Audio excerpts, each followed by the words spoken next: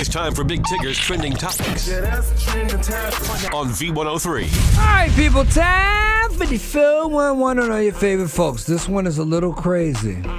You want to pay attention. Sometimes it's fun to make fun of people, and Black Twitter is all about, all of that, but pay attention to how this went down. So apparently Bow Wow felt some kind of way about a lot. Went on an extenuating Twitter rant. Series of tweets about how he feels underappreciated, overlooked, and that only his mom and daughter love me. I'm just going to highlight some of these tweets. Someone said, well, you tripping big time, bruh. God is your only answer. Don't doubt him. Bow Wow's response. Every time I would talk to him, the things I needed never got done nor answered, so I just gave up with the praying and all that. I lost my faith years ago, bro. Another person responding, keep your head up, S-Moss.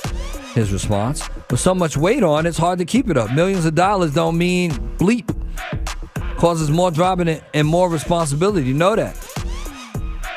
Continuing, I don't know what to believe. I don't know if there is a God.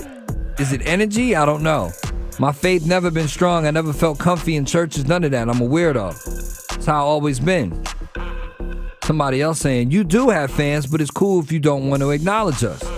His response, where my fans be at when N-words be chopping me up and the media go in on me, bleeping with every little thing I do. I don't see nobody defending Bow.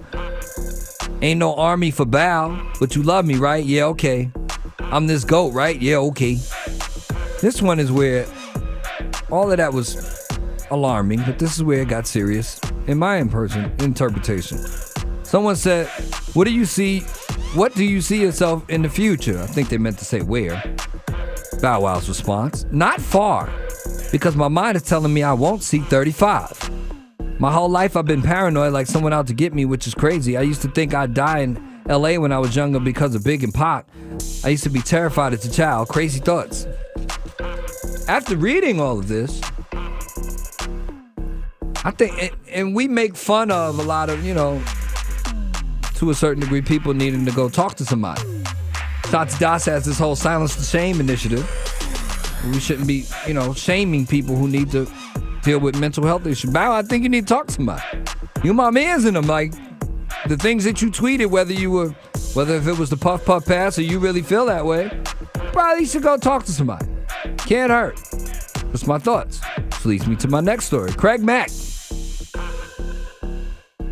buried yesterday. DJ Scratch tweeting out, I was the only first time I've been to a famous person's funeral, and I was the only other famous person there, which says a lot. But most of it has to do with how withdrawn Craig Mack had been. Apparently, new details have surfaced surrounding him. According to new footage, which was filmed before his March 12th death, the rapper had planned to take someone's life. Mack stated in the footage, I had a gun in my lap and I was sitting there talking to God, saying, I don't want to do this, but if it comes to getting ugly with someone and going to trying to kill me, I'm going to have to do something first to prevent that. While contemplating his potential decision, Mack listened to the radio in his car and discovered preacher Ralph Gordon Stair, self-proclaimed prophet. Mack says, I knew that it was God talking to me because of the way it made me feel emotionally. I broke down crying all over the place in the car. I'm sorry. I was thinking about trying to do this to someone. It was really in my heart to kill him, but I was going to do it. In the footage, this is all footage someone took. Mack says he sought out the help from Stair and eventually moved to Overcomer Ministry in Walterboro, South Carolina. Last year, Mack invited his friend and former producer Alvin Toney to come there and opening up about Mack halted his career. He admits that the late rapper felt his path to stardom was cut short after the success of Notorious B.I.G. According to reports, the church that Mack attended is described as a cult. Tony says, quote, I'm angry because there's ways he could have went about giving himself to God. I don't think it was the right place for him because I knew how good his heart was, and I think they played on his good heart. According to reports, 84-year-old Stair was charged with criminal sexual conduct with a minor and burglary in December.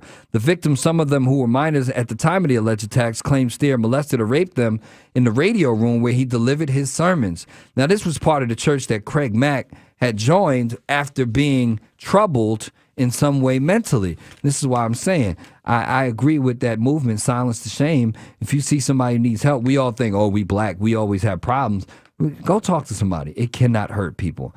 And Black Twitter, I mean, I know it's a thing, and I know we like to make fun of people, but kind of is cyberbullying. That's what Black Twitter is. That's my thought. More on v-103.com and more Big Tigger Show right now.